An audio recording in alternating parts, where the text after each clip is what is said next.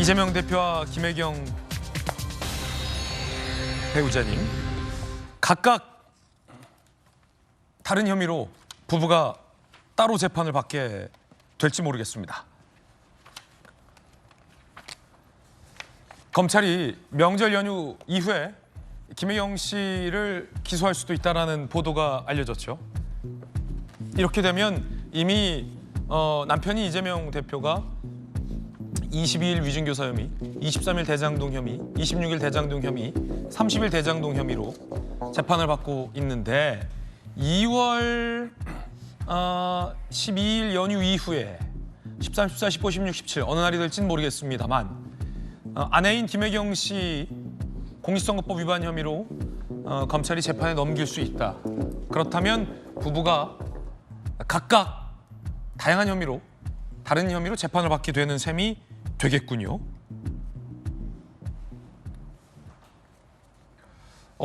그렇게 되면 정익진 변호사님, 네네.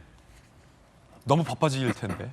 그래도 부부가 법정에서 마주칠 일은 없을 거예요. 왜냐하면 이재명 대표는 다 서초동의 이제 중앙지법에서 그 재판을 받는 거고. 왜냐면 혐의가 다르니까. 혐의가 다른 게 아니라 법원이 달라요. 법원이 다르죠. 김혜경 씨는 이제 수원지검에서 기소하니까 수원지법으로 갈 거고, 그 다음에 이제 수원지법에서 재판 받을 거니까 뭐 서초동하고 수원하고 거리가 좀 멀지 않습니까? 그러니까 당분간 부부가 마주치지는 않을 텐데 마주칠 수도 있어요. 언제 마주칠 수 있느냐? 이재명 대표 혐의 중에 쌍방울 있거든요. 네. 근데 쌍방울 이 혐의에 대해서는 수원지검에서 지금 수사하고 있으니까 수원지법에서 이제 그 재판 받을 수 있을 거니까, 물론 이제 총선 후에나 되겠지만은 그렇게 된다라고 하면은 부부가 법정에서 반갑게 맞이할 수도, 서로 만날 수도 있지 않을까, 저는 그런 생각도 듭니다. 마침 지금 한동훈 비대위원장이 관훈클럽 초청 대담회에 참여를 했습니다. 모두 발언 중인데 들어보시겠습니다. 오늘 토론에 앞서서 제가 어떤 마음으로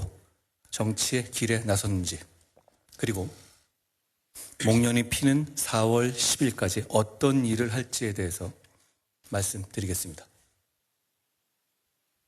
지난 연말 제가 비상대책위원장으로 거론될 때 저를 아는 모든 분들이 하나같이 미쳤냐, 절대 수락하면 안 된다라고 했습니다. 정치권 만만한 곳 아니니 너만 소모될 거다라는 얘기였는데요. 사실 누구라도 그렇게 생각할 만한 상황이었고, 저도 그렇게 될 가능성이 아주 크다고 봤습니다. 한 달이나 지난 지금도 그 말이 맞다고 생각합니다. 제가 4월 10일 이후의 인생은 생각하지 않는다는 말을 했었는데요. 그 말은 100% 진심입니다. 그 후의 인생은 뭐 그때 가서 보겠습니다.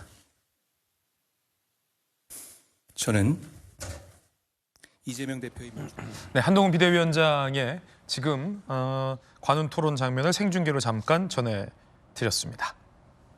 자, 다시 이재명 대표 부부의 이 재판 소식으로 돌아오겠습니다. 김혜경 씨와 관련돼서는 어제 저희 도직구쇼에서도 저희 채널A가 단독으로 취재한 새로운 의혹에 대해서 그 정황을 전해드렸습니다.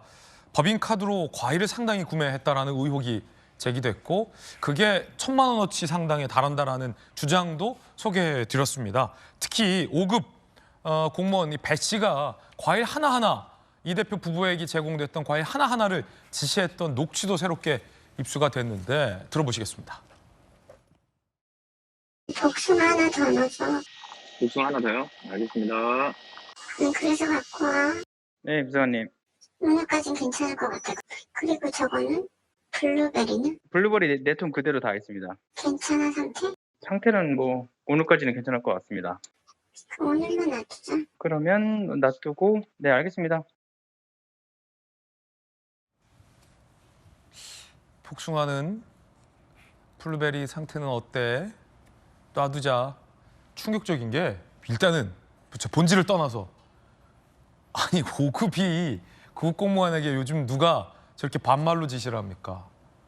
그게 좀 깜짝 놀랐는데 요즘 구청에서도요 반말 안 해요. 송 변호사님, 그렇죠? 그렇죠. 이 직장 내 약간 아니, 괴롭힘 저요? 아닙니까? 아니, 복숭아는 이거 그리고 저렇게 공무원들 시켜가지고 법인카드로 과일 사서 저게 지금 언론 보도에 의하면은 자택으로 배달됐다는 거 아닙니까? 예. 저게 지금 전형적인 직장 갑질이죠. 그러니까 민주당의 그 5대 공천 배제 기준 중에 직장 갑질이 있던데 과연 이건 이재명 대표하고는 관련성이 없는지 그 직장 갑질로 인한 배제 사유에 해당하지는 않는지 그런 거 한번 민주당 공관위에서 좀 잘 검토해 보셨으면 좋겠다 그런 생각이 듭니다. 저 정익진 변호사님이 기업에도 계셨고 부처에도 계셨으니까 네네. 공직사회에서 이렇게 5급이 뭐 9급에게 친하지도 않은데 막 반말하고 이런 경우 전 못 봤거든요, 잘. 9급이 아니라 7급이에요. 7급인데 심지어. 그다음에 예. 이제 7급 공무원 되기가 요즘 굉장히 어렵습니다. 다 뭐 9급, 7급 너 누구 씨, 뭐 누구 주사님 이것 좀 해주세요. 이렇게 좀 부탁할게 이렇게 존댓말 하잖아요. 그런데 뭐 어쨌든 뭐 별로 그렇게 가까운 사이도 아닌 예. 것 같이 보이는데 이렇게 반말을 하니까